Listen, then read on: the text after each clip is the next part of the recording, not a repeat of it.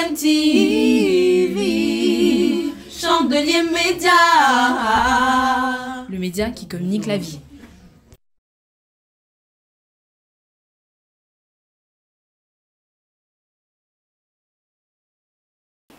Mesdames et messieurs, bienvenue sur ce plateau des entretiens de CMTV. Frères et sœurs en Christ, recevez la paix, la grâce de la part de Dieu le Père et de notre Seigneur Jésus-Christ. Nous sommes très heureux de vous recevoir donc sur ce plateau pour nous entretenir aujourd'hui avec un homme de science, je dirais un savant. Il s'agit de notre frère, un ancien justement au sein de l'Église. Il s'agit de notre frère, le professeur titulaire Samuel Honoré Madengue. Samuel Honoré Madengue, bonjour. Bonjour Pascal. Merci d'avoir accepté notre invitation. Merci aussi de l'invitation. Voilà, je rappelle qu'il est professeur titulaire à l'université de Douala, professeur titulaire en physiologie animale et notamment humaine également.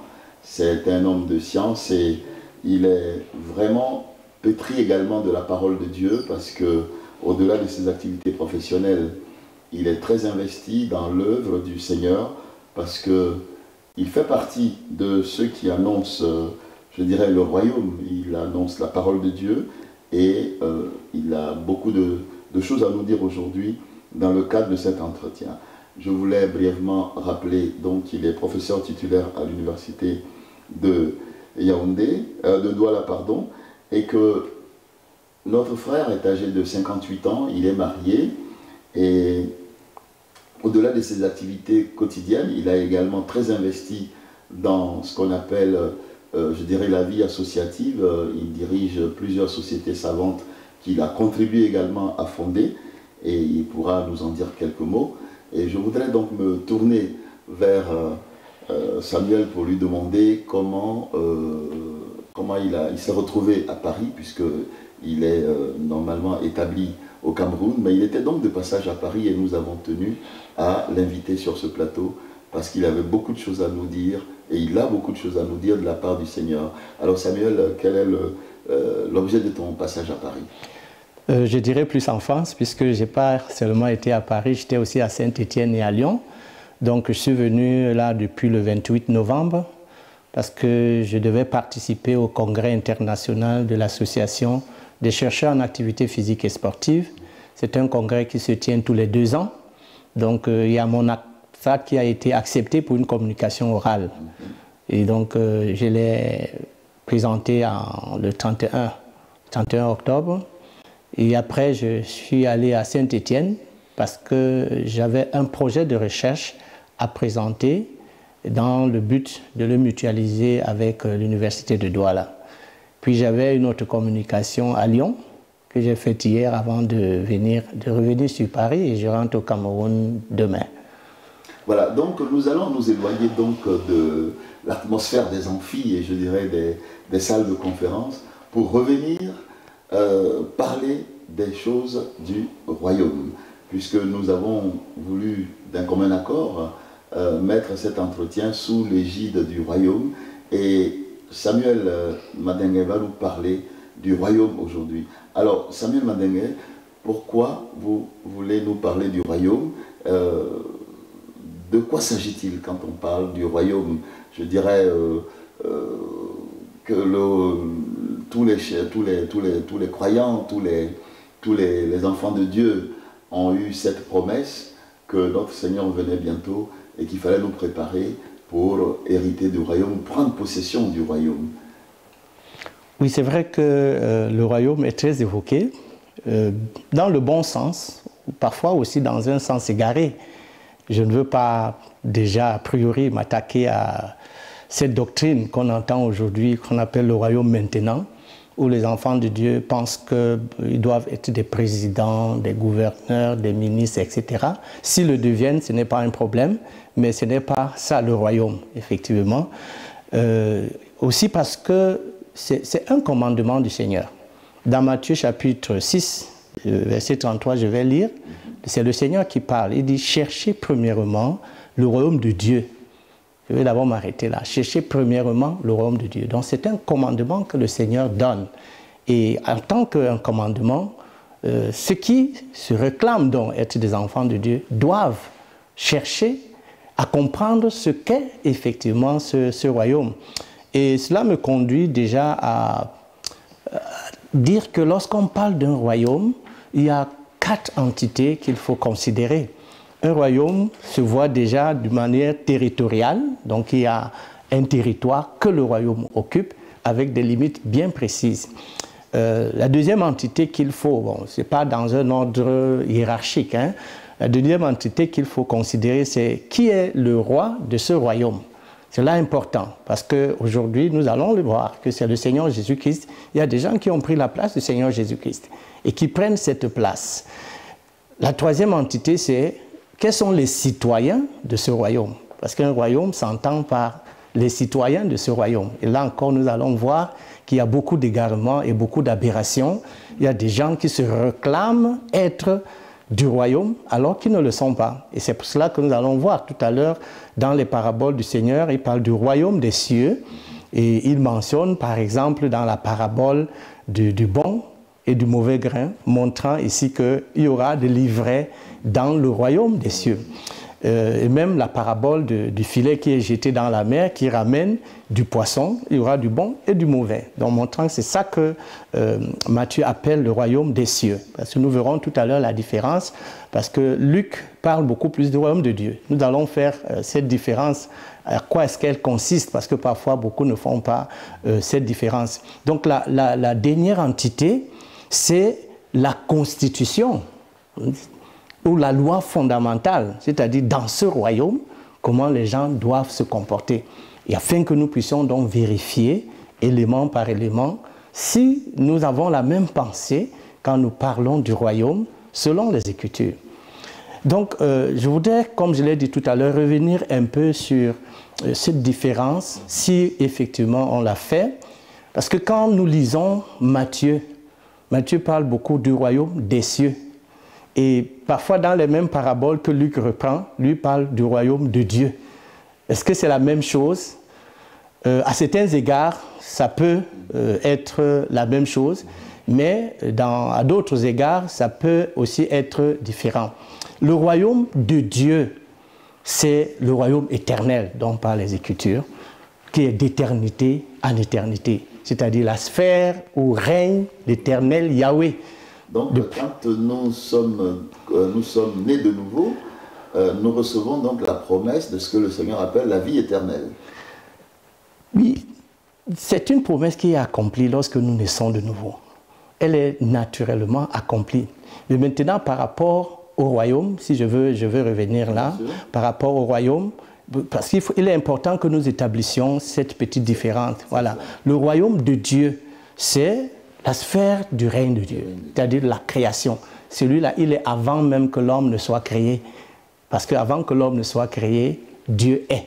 On avait souvent oublié, c'est ceux qui nous regardent, vous adressez à eux parce que vous allez faire dresser, je dirais, les oreilles et les cheveux sur la tête quelque part. Je vous laisse continuer. Ok, donc c'est le royaume éternel.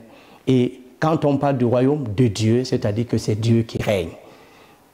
Maintenant, le royaume des cieux, dont parle Matthieu, lui, il est temporel. Il a une limite dans le temps et il prendra effectivement fin.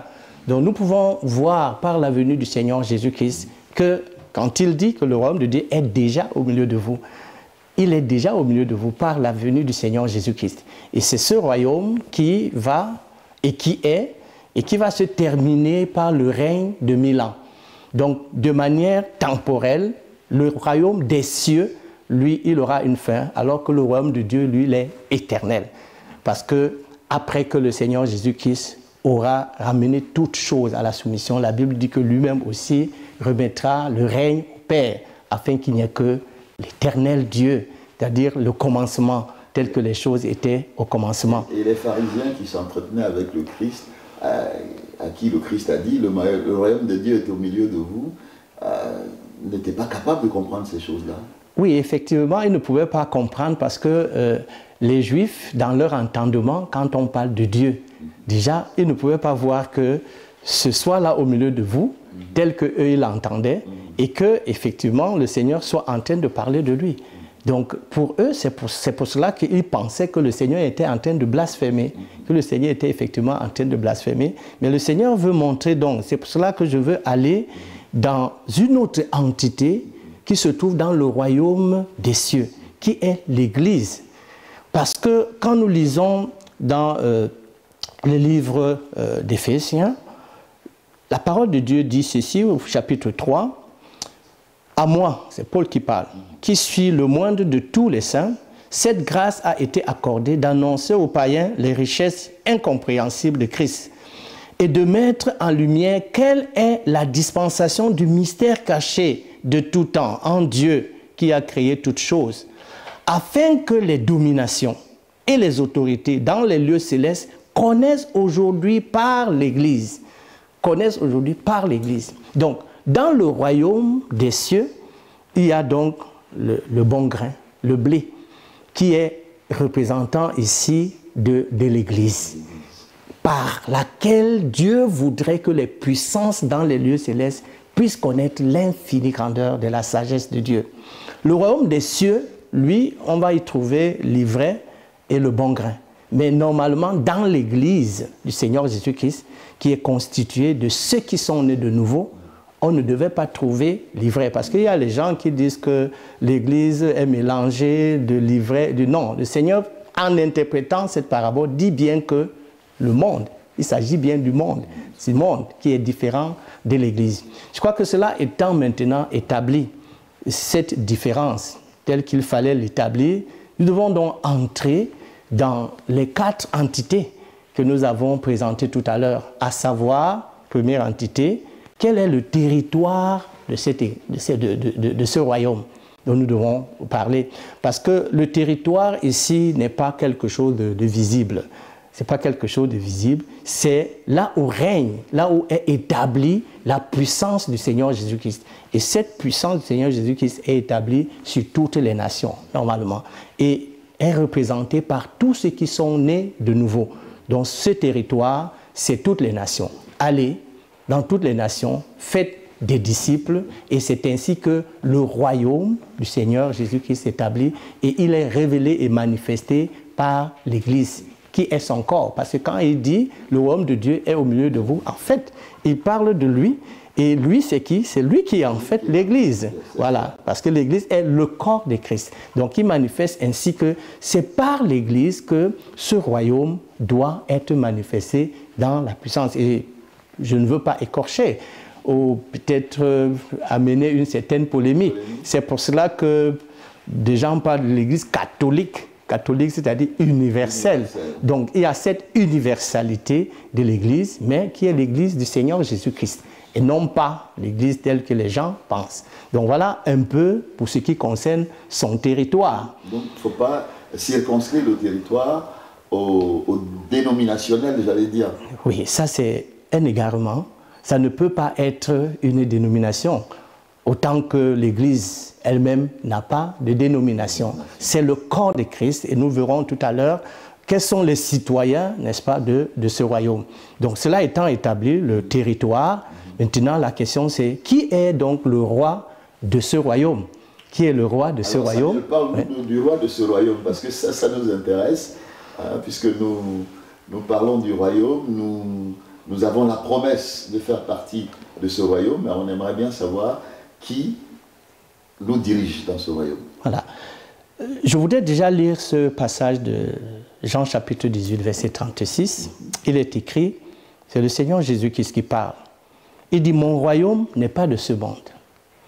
Répondit Jésus, si mon royaume était de ce monde, mes serviteurs auraient combattu pour moi, afin que je ne fusse pas livré aux Juifs. Mais maintenant, mon royaume n'est pas d'ici-bas. Ça, c'est le Seigneur Jésus-Christ qui est en train de parler.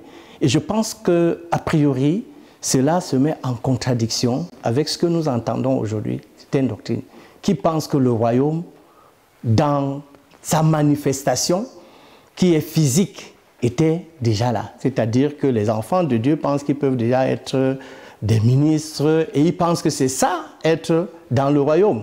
On peut déjà être des gouverneurs, on peut être des présidents de la République. C'est pour cela qu'on voit certains qui entrent dans les partis politiques et ils pensent que C'est par ça que se manifeste le royaume de Dieu.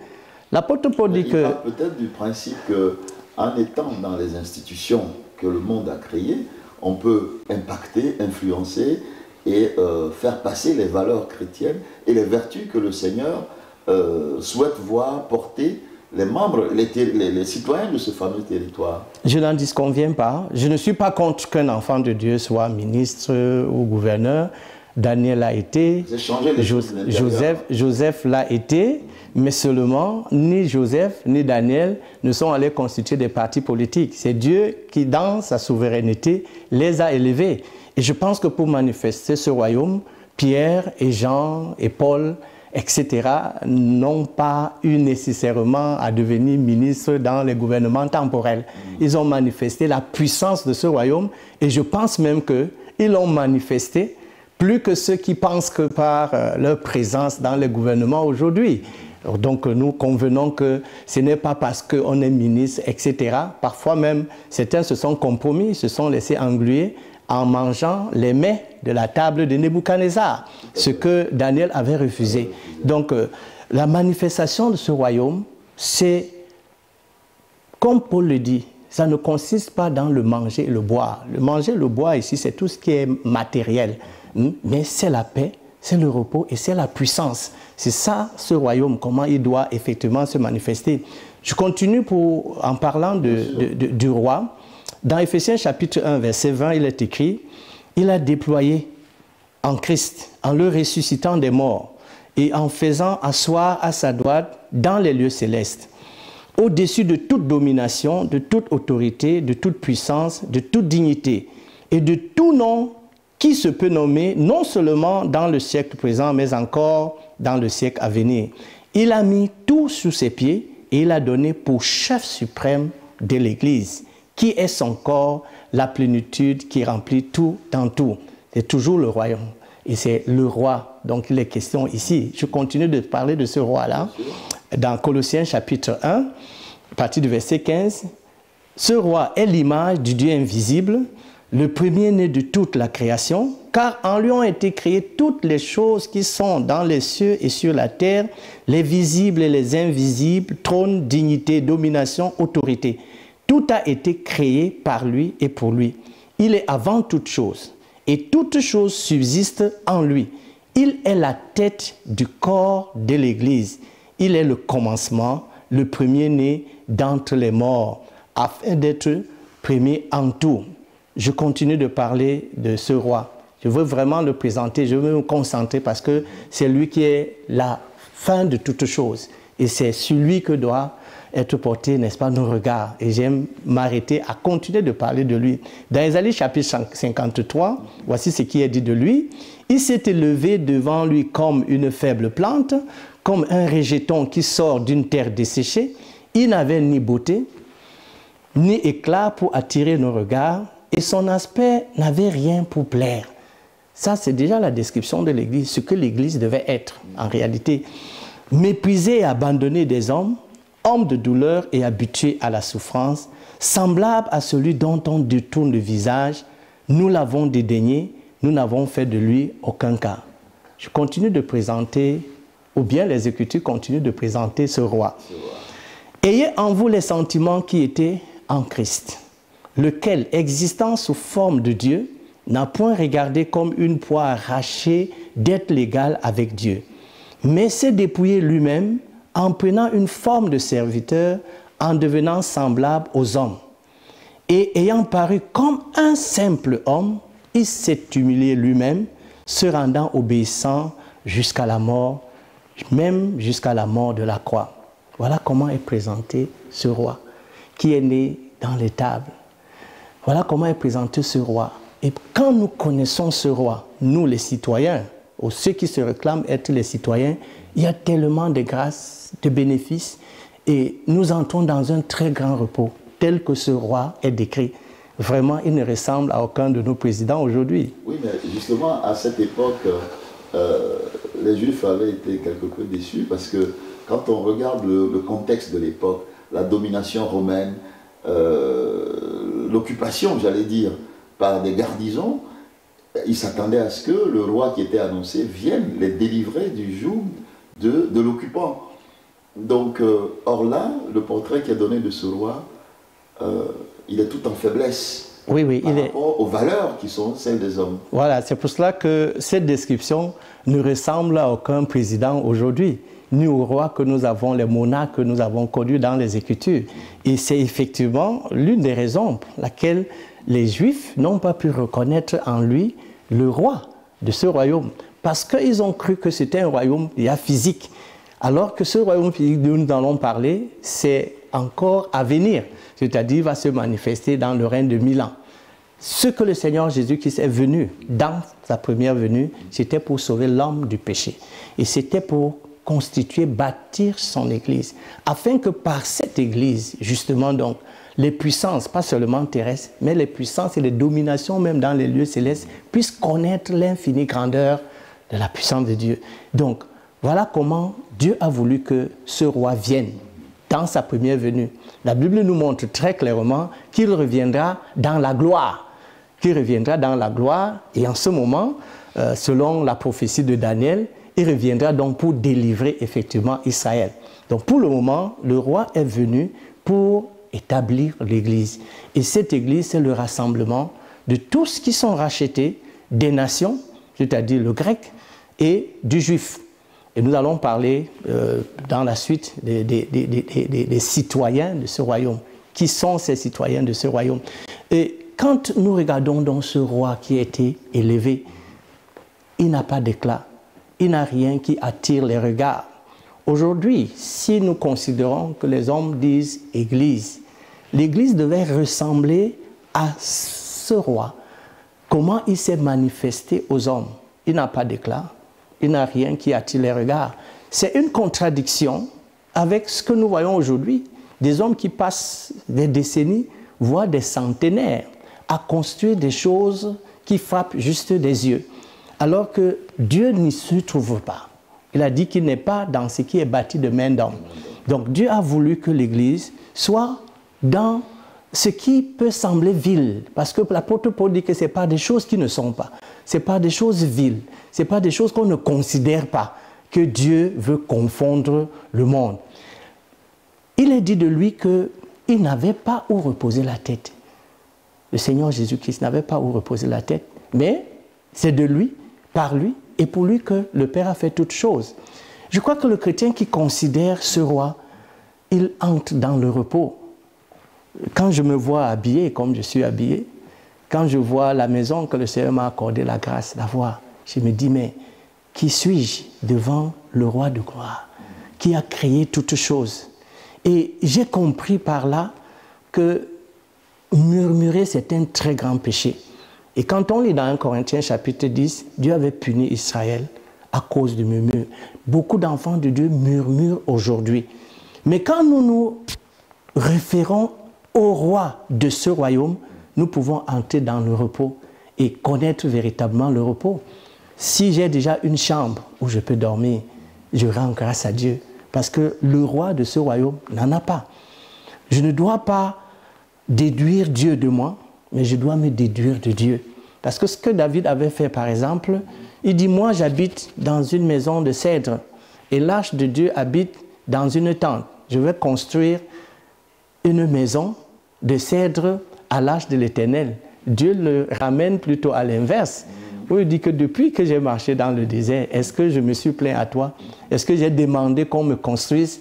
Et la question, c'est pourquoi David ne pouvait pas dire que, mais si l'arche de Dieu habite dans une tente, pourquoi moi, j'habiterai dans une maison de cèdre et je n'habiterai pas dans une maison moindre? Si Dieu a accepté de se dépouiller, si le Seigneur Jésus a accepté de se dépouiller, lui qui est Dieu, et a accepté de devenir un simple homme, où est-ce que je dois me tenir pour être orgueilleux? C'est ce que cela signifie, c'est ce que le roi de ce royaume est venu nous enseigner. Aujourd'hui, je peux dire que j'ai une voiture, tu peux dire que tu as une voiture. Lui, il n'avait rien. Même pour aller à Jérusalem, il a emprunté une monture. Mais c'est lui qui a tout créé. Je suis allé parfois plus loin pour dire même que la maladie, même si je mourrais aujourd'hui, moi j'ai 58 ans, mais le Fils de l'homme est mort à 33 ans. Je pense que c'est déjà une grâce. Je dois louer Dieu parce que j'ai dépassé 33 ans. Le Seigneur Jésus-Christ, il a dit de lui que il n'a pas appris. Comment connais-tu les Écritures? Donc, il n'est pas allé à l'école. Si les gens pensent que parce que je n'ai pas fait l'école, il y en a qui sont parfois aigris. Ce n'est pas par ces diplômes-là que nous avons. Même si je suis professeur d'université, ce n'est pas de ça que je vais me prévaloir pour être serviteur de Dieu, pour penser que je suis quelque chose. Donc le fait de ne pas avoir cela ne doit pas limiter un enfant de Dieu d'être serviteur de Dieu. Et nous voyons que Dieu nous l'a montré en appelant des pêcheurs de poissons, en appelant des gens qui n'ont pas été à l'école, parce qu'il voulait que par l'Église, les puissants dans les lieux célestes et l'Église telle que nous la vivons aujourd'hui puissent connaître comment est-ce que le Seigneur de l'Église, le roi de l'Église, le roi du royaume voudrait que nous soyons. Voilà ce roi, comment il a été dépeint dans Isaïe, dans Colossiens et dans Éphésiens. Voilà le roi et c'est le Seigneur Jésus-Christ. Et donc il y a des hommes aujourd'hui qui ont voulu prendre cette place. Il y en a qui s'appellent les représentants de Dieu sur terre, les représentants du Fils de Dieu sur terre. Ça, c'est véritablement une usurpation. Le roi... Et alors, on veut déjà régner dans un royaume dont le roi lui-même n'est pas encore établi. Ça, c'est encore là l'autre... C'est un royaume à venir. Voilà. Ça, c'est encore là un égarement, effectivement, parce qu'on veut régner avant que le roi, effectivement, lui-même ne vienne régner.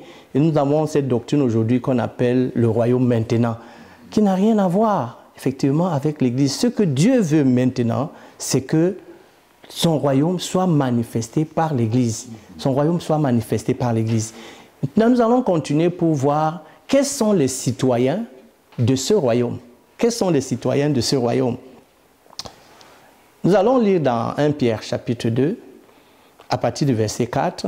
« Approchez-vous de lui, pierre vivante, rejetée par les hommes, mais choisie et précieuse devant Dieu.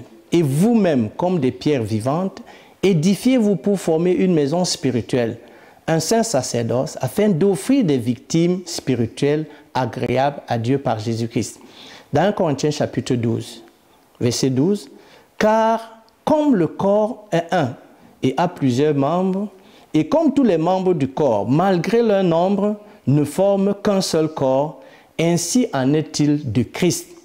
Nous avons tous en effet été baptisés dans un seul esprit pour former le corps de Christ, soit juif, soit grec, soit esclave, soit libre. Et nous avons tous été abreuvés d'un même esprit. Ainsi, le corps n'est pas un seul membre, mais il est formé de plusieurs membres.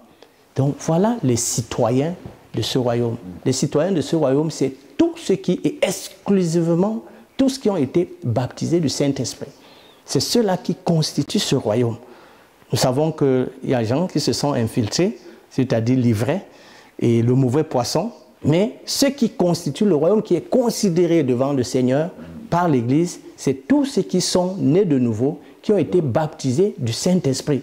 Si quelqu'un n'est pas né de nouveau, il n'appartient pas à ce royaume, c'est-à-dire à l'entité du royaume des cieux qui est constituée par l'Église. Et est-ce suffisant? Est-ce que c'est suffisant d'avoir accepté le Seigneur Jésus-Christ comme Seigneur et Sauveur? Est-ce que c'est une qualité suffisante pour faire partie du royaume? Mais c'est... Pour avoir la citoyenneté du royaume. Voilà.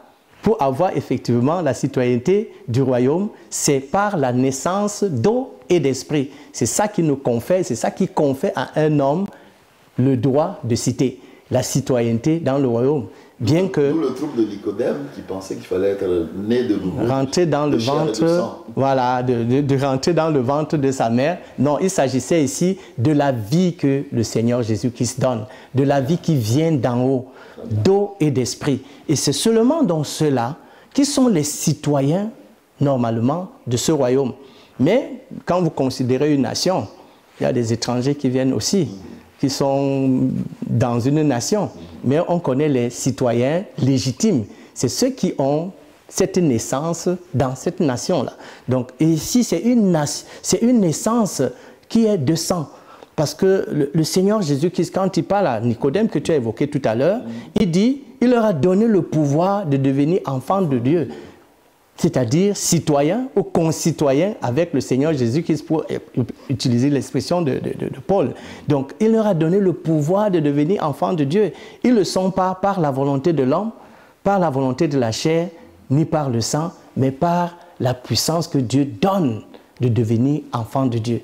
Et cela est marqué par un saut dans les cieux, par un saut au niveau du Père en haut. Nous avons tous une naissance dans une mairie ou bien dans une clinique avec un acte de naissance terrestre.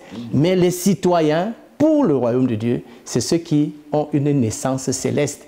C'est ceux qui sont nés de Dieu, d'eau et d'esprit. Voilà, c'est ceux-là qui constituent le royaume, qui sont les citoyens de ce royaume. Donc tous ceux qui ne sont pas nés de nouveau, même s'ils se trouvent mélangés aujourd'hui, c'est tout simplement des livrets. Et la parole de Dieu nous montre clairement que le temps viendra où le roi donnera l'ordre aux anges de séparer l'ivraie du bon grain, où il donnera l'ordre que les anges séparent le bon poisson du mauvais poisson.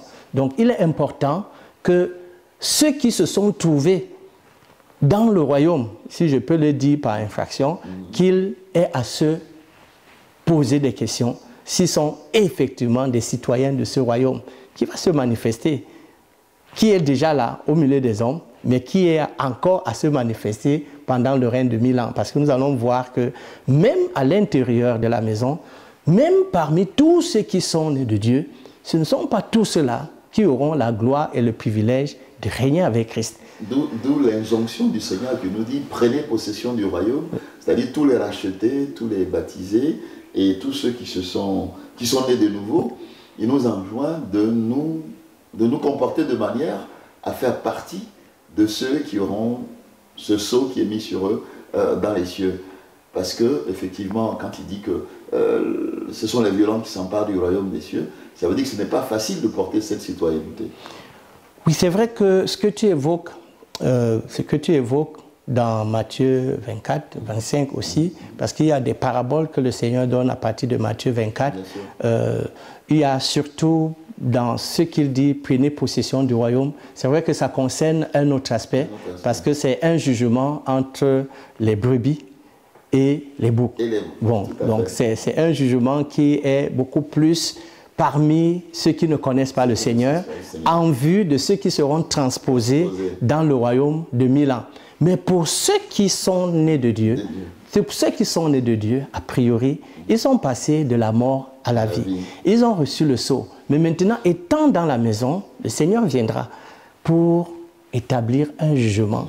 Pas en vue de perdre la vie éternelle, mais en vue de recevoir des récompenses selon ce que chacun aura fait étant dans ce corps. Je voudrais continuer pour que nous avancions, pour parler de la loi fondamentale. La loi fondamentale dont nous avons parlé. Oui. La Constitution. Comment ce royaume est régi. Voilà, comment ce royaume... Les lois, les préceptes qui prévalent dans ce royaume. Effectivement, donc c'est de cela qu'il est question. Nous avons vu l'entité, c'est-à-dire territoriale. Nous avons vu le roi, qui est le Seigneur Jésus-Christ. Nous avons vu les citoyens. Maintenant, comment est-ce que ces citoyens, dans le royaume, ici, doivent vivre? Les Écritures ne sont pas muettes et nous parlent de comment est-ce que cela doit être, afin que nous puissions donc vérifier si ceux qui sont citoyens de ce royaume, à tort ou à raison, vivent effectivement comme le roi. Parce que c'est lui qui proclame la loi fondamentale, la Constitution comme le roi. D'abord, il est écrit que les citoyens de ce royaume constituent un corps. Ils constituent tous un corps. Donc chacun est membre de ce corps. Ça, c'est très important. Donc, et que personne, aucun membre ne peut dire à un qui n'a pas besoin de l'autre. Donc, mais comme les membres sont plusieurs, chaque membre a une fonction. Je suis physiologiste, comme je l'ai dit tout à l'heure. Il n'y a aucun organe dans le corps qui n'ait une fonction. J'ai souvent vu les femmes enlever les sourcils, pensant que ça n'a pas un rôle. Non.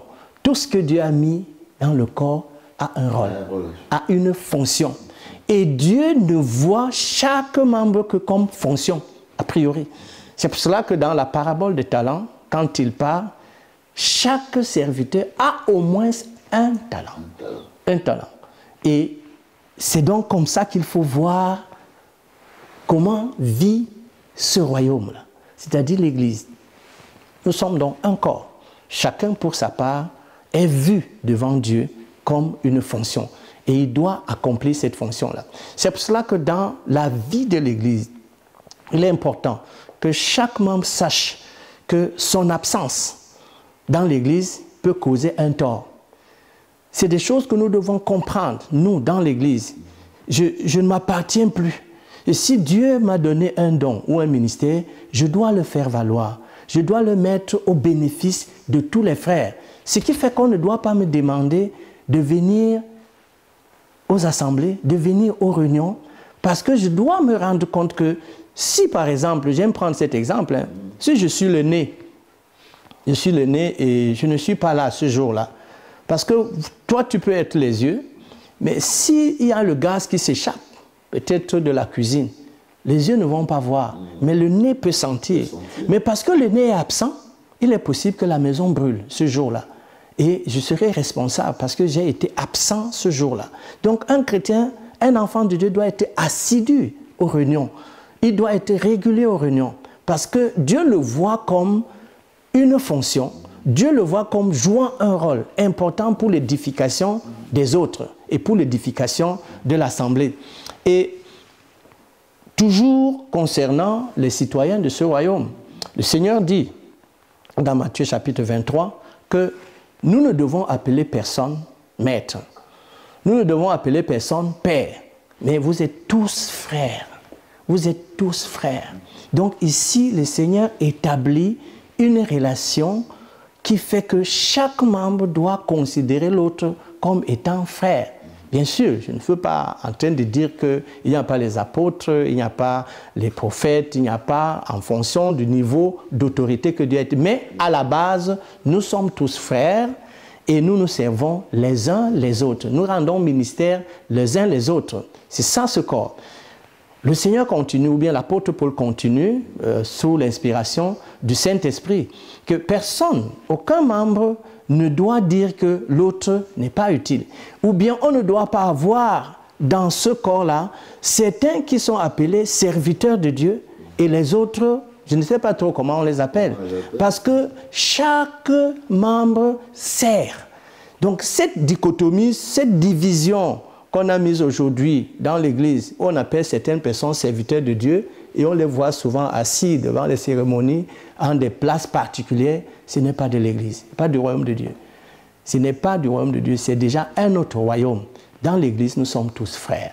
Et même dans le rassemblement, dans la simplicité, telle que la parole de Dieu nous l'a montré, nous nous asseyons et nous partageons la parole de Dieu.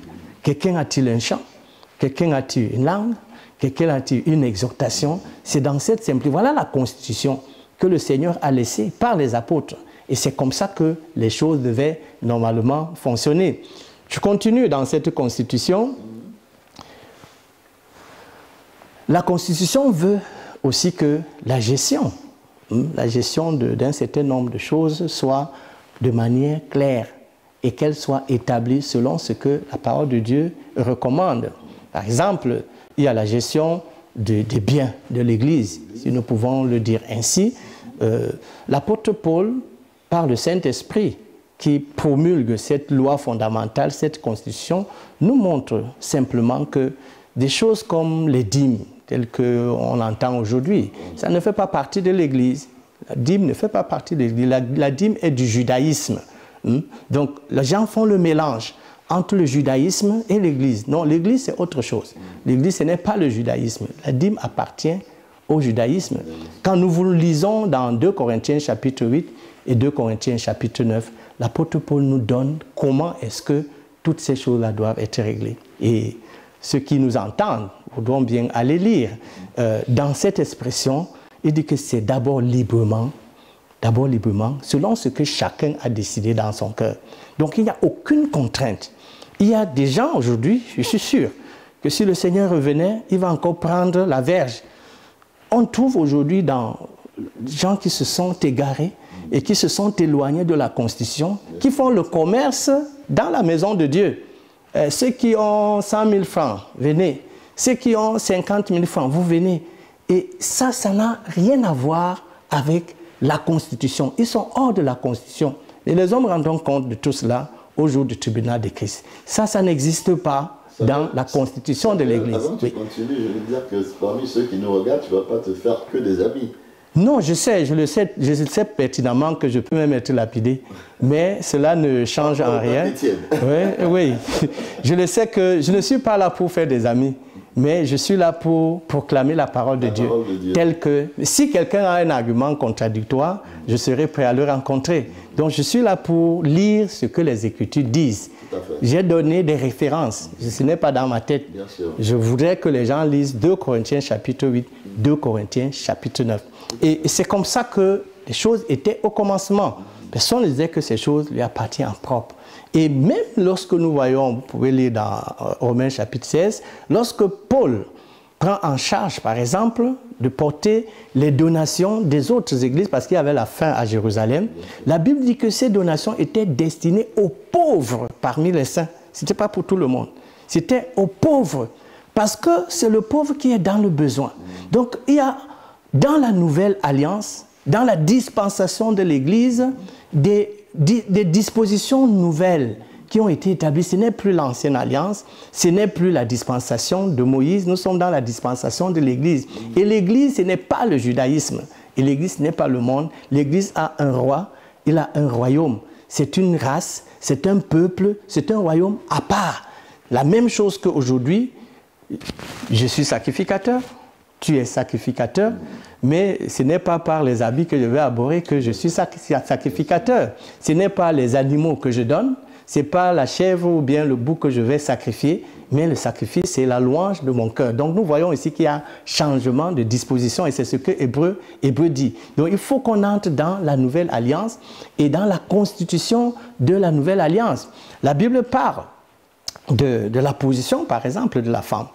Parce que ça aussi, c'est régi dans cette constitution où la Bible dit et déclare que Dieu ne permet pas, le Seigneur ne permet pas, le Saint-Esprit ne permet pas dans ce royaume-là que la femme prenne autorité sur l'homme, que la femme enseigne. Mais aujourd'hui, nous voyons que cette loi de la Constitution aussi est totalement, enfin, on la piétine. Aujourd'hui, on sait qu'il y a des femmes qui sont apôtres, des femmes qui sont des anciennes de l'Église, alors que la Constitution, telle que le roi l'a laissée, ne permet pas à la femme, par exemple, d'occuper cette position. Donc, voilà comment on s'est éloigné petit à petit de la Constitution et de la loi fondamentale. La Constitution voudrait aussi qu'on s'assemble dans la simplicité, dans les maisons. Nous voyons que la parole de Dieu nous montre... Beaucoup d'assemblées ont développé le système des églises de maison. Beaucoup d'assemblées ont développé le système d'église de maison. Voilà, parce qu'on disait que les apôtres se réunissaient, ils étaient assidus au temple, ils priaient aussi dans les maisons.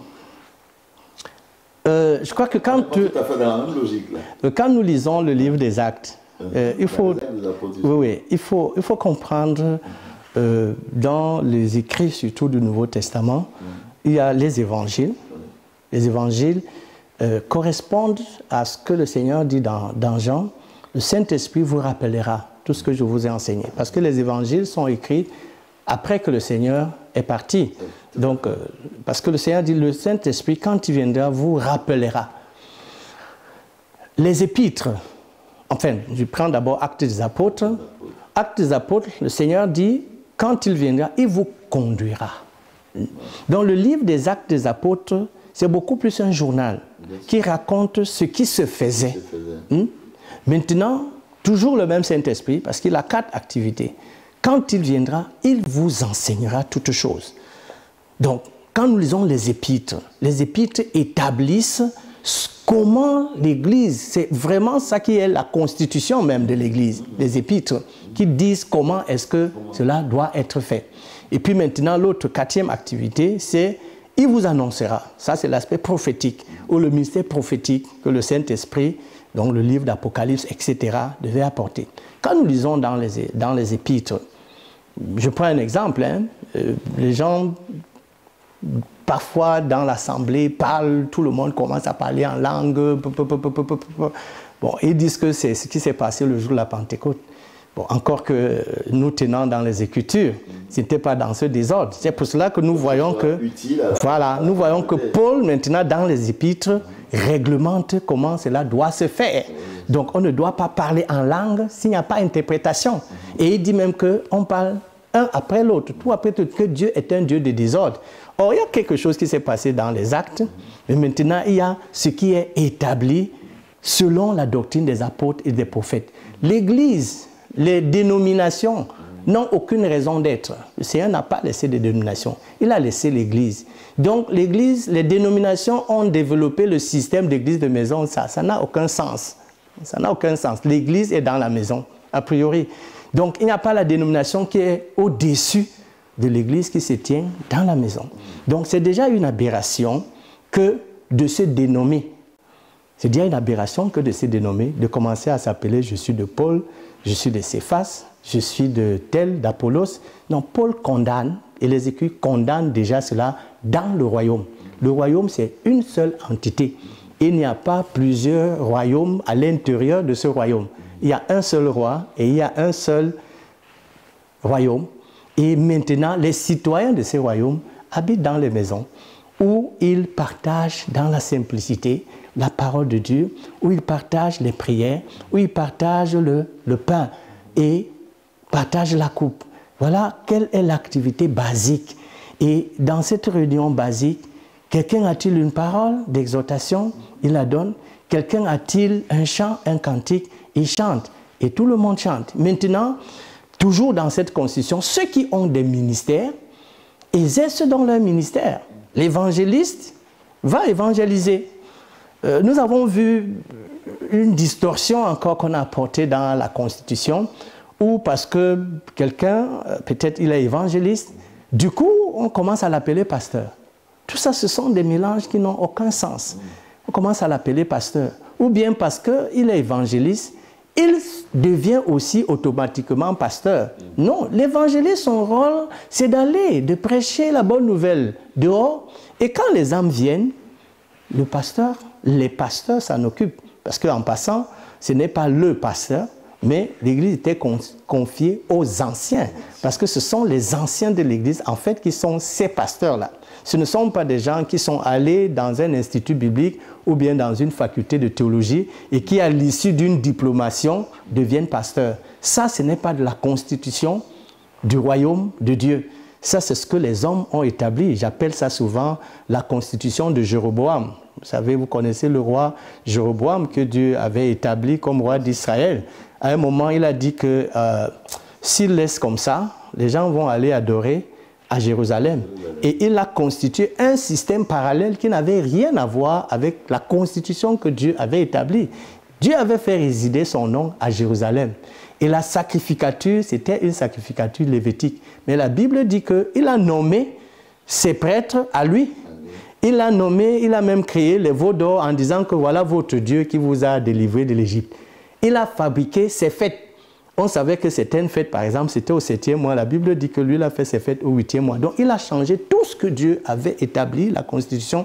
Et c'est dans cet esprit que beaucoup sont aujourd'hui. Ils ont changé la Constitution de Dieu et ils ont fait un système parallèle par rapport à ce qui est établi selon les Écritures. Donc, l'Église, c'est dans la maison. Ça ne se discute pas. C'est là où on rompt le pain. C'est là où on partage la coupe. C'est là où on prie. C'est là aussi que se vit la communion fraternelle. Donc voilà, dans ce sens, que moi j'ai voulu parler du royaume.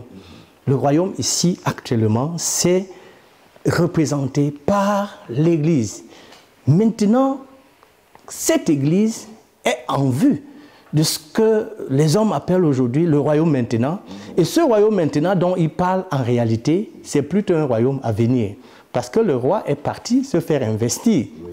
Selon la parabole, dont le Seigneur Jésus-Christ est allé se faire investir, et nous savons qu'il va pour établir un règne de 1000 ans. Et pour donc avoir part à ce règne de 1000 ans, qui sera donc le règne de paix, où le Seigneur dira donc, prends le gouvernement de 5 villes, prends le gouvernement de 10 villes, les enfants de Dieu vont effectivement régner, parce qu'ils sont en train de penser que c'est maintenant, ce temps-là viendra, et c'est pendant le règne de 1000 ans. Et avant ce règne de 1000 ans, à l'entrée de ce règne de 1000 ans, il y aura le tribunal de Christ. Et c'est au cours de ce tribunal de Christ qu'on va donc déterminer ceux qui seront des gouverneurs. Aujourd'hui, les enfants de Dieu dans les partis politiques, au lieu d'aller, de faire des nations des disciples, c'est tout ce que Dieu nous a demandé de faire, et que par la marche sanctifiée, par la marche glorieuse, les puissances dans les lieux célestes puissent connaître l'infinie grandeur de la sagesse de Dieu. On est dévoyé par rapport à cela. On pense que c'est maintenant, alors que le roi lui-même a dit que son royaume n'est pas de ce monde et que son royaume n'est pas maintenant. Il est parti se faire investir et il reviendra. Donc c'est maintenant que chacun saura s'il sera citoyen, s'il régnera avec le Seigneur donc dans le royaume de 1000 ans.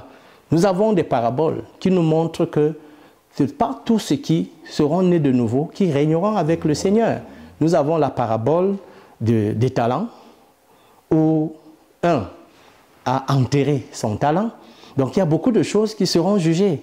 Un a enterré son talent et il a été jeté dehors où il y a des pleurs et des grincements dedans.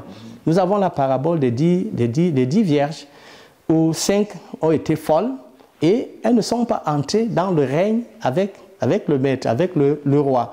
Donc c'est en vue de ce règne-là que nous sommes ici maintenant, afin que chacun puisse recevoir selon ce qu'il aura fait étant dans ce corps. Nous sommes en vue donc de ce royaume. Il n'est pas encore là maintenant. Il n'est pas encore là maintenant. C'est plutôt en vue. Et sera déterminé par rapport à ce que chacun de nous aura fait étant dans ce corps.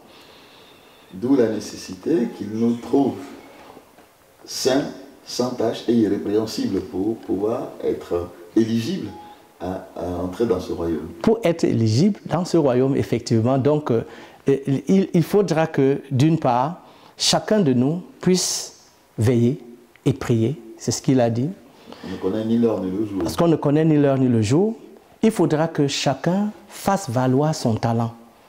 Ceux qui enterrent leur talent, il y a beaucoup d'enfants de Dieu qui ont reçu ici des dons, des ministères, mais qui les enterrent. Ils sont des paresseux. Ils sont peut-être appelés à être évangélistes, mais comme ils sont peut-être dans un système où on pense que c'est le pasteur qui est là, ils sont inhibés. Paul disait à Timothée, fais l'œuvre de l'évangéliste. Il encourageait son disciple à faire l'œuvre que le Seigneur lui a confiée. Il faudra que chacun garde sa lampe avec de l'huile, parce qu'il y en a qui ont déjà éteint le Saint-Esprit par une vie qui n'est pas une vie de sanctification. Si effectivement le Seigneur vient, il trouve qu'il y en a qui sont morts dans une vie où ils étaient déjà dans une situation où la lampe était éteinte, où le Saint-Esprit était éteint par une vie de péché, ils seront jetés dehors, ils ne seront pas qualifiés. Il y a aussi l'autre catégorie dont parle le Seigneur, celui qui tape ses frères au lieu de leur donner de la nourriture. Il y a des gens dans l'Église qui, toute leur vie, c'est mortifier le cœur des autres, leur faire du mal, tout le temps les mortifier, et en même temps, ils ne leur donnent pas la nourriture, la parole solide qui leur permet de vivre une vie de sanctification. Est-ce que Dieu pouvoir... Il ne s'agit pas ici de pouvoir matériel. Il s'agit bien de donner la nourriture. La nourriture, c'est-à-dire la parole de Dieu. Voilà, qui leur permet de mener une vie de sanctification. Non seulement ils ne le font pas, mais toute leur vie, c'est de mortifier des enfants de Dieu, de frustrer les enfants de Dieu. Voilà. Donc, voilà ce que moi je pouvais avoir à partager pour ce qui concerne le royaume. Donc, pour récapituler, pour dire que ce royaume, c'est la sphère où s'exerce toute la puissance de Dieu. Ce royaume a été manifesté sur terre par la venue du Seigneur Jésus-Christ. Et c'est lui qui est le roi de ce royaume. Ce royaume a des citoyens, c'est tous ceux qui sont nés de Dieu, tous ceux qui sont nés de nouveau. Et tous ceux qui se trouvent sans être nés de nouveau ne font pas partie, c'est tout simplement des livreurs, c'est tout simplement le mauvais poisson. Le temps viendra où le Seigneur les séparera et que ce royaume a une constitution. Ce royaume a une loi fondamentale qui est l'Église et qui manifeste ici la vie de l'Église dans la simplicité où tous les membres sont des frères. Donc il n'y a pas cette division des serviteurs de Dieu, tout le monde sert. Chacun selon le don qu'il a reçu, chacun selon l'appel qu'il a reçu, chacun selon le ministère qu'il a reçu, sans que ce soit des rivalités. L'évangéliste ne sera pas en rivalité si Dieu suscite un autre évangéliste. Le pasteur ne va pas trouver que c'est un rival si Dieu suscite un autre pasteur. Voilà, donc, et ce sont ces pasteurs-là, les anciens de l'Église, qui ont la charge de veiller sur le troupeau de Dieu et d'exercer la discipline pour que le nom du Seigneur soit sanctifié. Et cette discipline consiste en ce que une brebis qui ne marche pas selon la parole de Dieu doit être mise à côté, doit être mise hors de la communion. La Bible dit que nous ne devons pas avoir des relations, ça c'est encore une loi du royaume, avec un frère ou quiconque se nomme frère, est adultère, est ivrogne, est ravisseur, est menteur, est impudique. Donc la Bible nous demande de ne pas avoir des relations avec ce genre de frère ou de sœur. La sanctification, voilà, sans laquelle nul ne verra le royaume. Voilà. Donc, ceux-là sont mis de côté jusqu'à ce qu'ils aient à se repentir avant d'être remis, n'est-ce pas, dans la communion des frères. Voilà ce que je pouvais dire par rapport au royaume. Peut-être ça n'a pas abordé l'aspect que les gens auraient attendu, le royaume maintenant. Non, le royaume de maintenant est plutôt un royaume à venir. Merci encore Samuel, c'est une approche très édifiante concernant le royaume et l'avènement de ce royaume qui sera pleinement manifesté lorsque le Père remettra officiellement le royaume à son Fils, comme nous le rappelle Apocalypse 11 au verset 15, où le 7e ange sonnera la trompette, etc. Et plusieurs fidèles crieront, oui, ça y est, le Père a remis le royaume du monde, a remis le royaume à notre Seigneur et à son Christ, et il régnera au siècle des siècles. Voilà, donc je rappelle que je recevais sur ce plateau des entretiens de CMTV notre frère, notre ancien, Samuel Manengue, qui dans la vie civile, comme on le dit, est professeur titulaire à l'université de Douala. C'est un savant, un éminent universitaire qui, au-delà de ce talent, je dirais professionnel que le Seigneur lui a donné, n'a pas oublié également le talent que le Seigneur lui a donné dans le monde spirituel. Et il le met au service de l'Éternel, et il le met au service de ses frères et sœurs, et il a voulu, à travers cet entretien, vous exhorter, nous appeler, nous rappeler notre devoir de citoyen du royaume, qui est le devoir de sanctification. Encore une fois, merci Samuel d'être passé nous voir. Merci de l'invitation. Je pense que tu as également une exhortation à donner également en direct à nos frères et sœurs qui sont là et qui nous regardent. Oui, effectivement, je crois qu'à la suite de cet entretien qui a parlé beaucoup plus du royaume, il importe... Tu peux t'adresser directement à eux, oui, par cette caméra-là. D'accord, il importe que nous voyons donc, puisque certains pensent que le royaume c'est maintenant. Non, le royaume ce n'est pas maintenant. Le royaume c'est quand le Seigneur Jésus-Christ aura mis à terre la statue de Nebuchadnezzar et qu'il prenne effectivement le règne. C'est en ce moment que commence le royaume des cieux. C'est-à-dire dans sa manifestation où les enfants de Dieu auront donc part au gouvernement. Certains auront 5 villes, certains auront 10 villes, mais il y a une condition pour avoir accès ou bien pour régner avec le Seigneur. Et c'est là où il y aura beaucoup de surprises. Parce que la Bible dit qu'il y aura des pleurs et des grincements de dents. Ces pleurs et des grincements de dents seront tout simplement parce que beaucoup pensent qu'ils sont en train de beaucoup investir aujourd'hui. Mais la Bible montre que ces œuvres seront brûlées, tout simplement. Et il y aura des pleurs et des grincements de dents parce qu'on n'était pas dans la Constitution, on n'était pas dans la loi fondamentale. Donc je vais parler du tribunal de Christ. Le tribunal de Christ, c'est quoi le tribunal de Christ? Il concerne qui? Et qu'est-ce qui sera jugé lors de ce tribunal de Christ? Voilà, donc faites en sorte qu'au cours de ce jugement, c'est-à-dire Jésus va juger justement les justes, et que vous soyez éligibles au royaume de Dieu, au royaume des cieux. Voilà, je vous remercie encore une fois au nom de toute l'équipe de CMTV et toute la régie technique, mais également vous dire merci également d'avoir pris ce temps pour écouter ce rappel qui était nécessaire que notre frère Samuel vient de nous faire. Je vous dis sur ce au revoir, la paix chez vous et à bientôt pour une autre émission, un autre entretien sur CMTV. CMTV, Chandelier Média, le média qui communique la vie.